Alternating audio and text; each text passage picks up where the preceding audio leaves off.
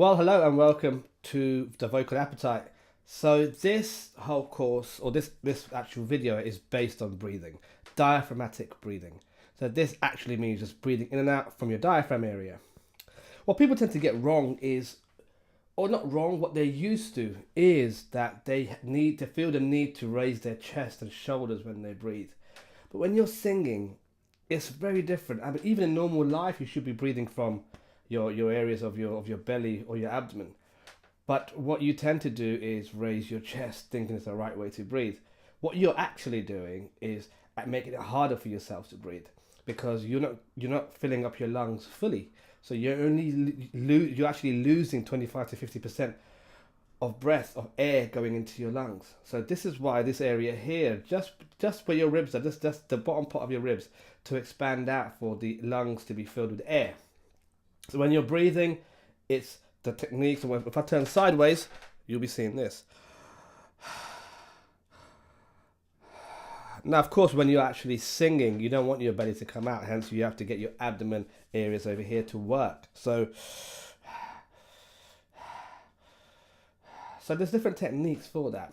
One is actually breathing all your air out. So having one finger, just have a little gap between your mouth and your finger and your index finger, and blow out quite forcefully where your all the air is pushed out.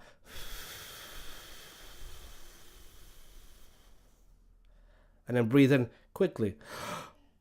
Now you saw how that worked there. That works so well. I'll not do it again so you understand. So breathing all the air out from your diaphragm and from your chest, the whole area to be clear. Yes, all the air is to come out.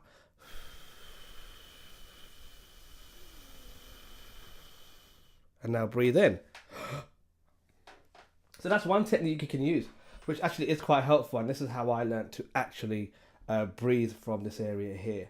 It can be difficult, so please do be patient with this. Take your time, but make sure you do it properly and don't get frustrated if it doesn't go right a few times. Just focus on the task at hand, right? And the other way you could do this is other techniques you can use. So you can use, like, you're sucking in from a straw. So, or the same thing works from the sides. We see a different sound it makes. It makes a lovelier sound from this area. But first focus on here if it's easier for you. And the last one is basically having the air hit the back of your throat. So, and if you want to get the technique right, you can always breathe. It's easier to breathe from this area with your mouth closed and breathing in from your nose. But what you'll get there is when you're singing, that is not possible to do. So this is why you have to get used to using the same method to actually breathe in from your mouth. So same method, but this is going to do the same work.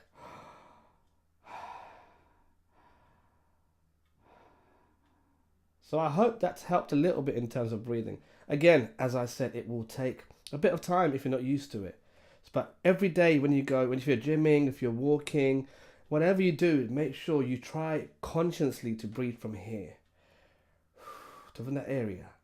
And make sure you make it as first nature, if anything.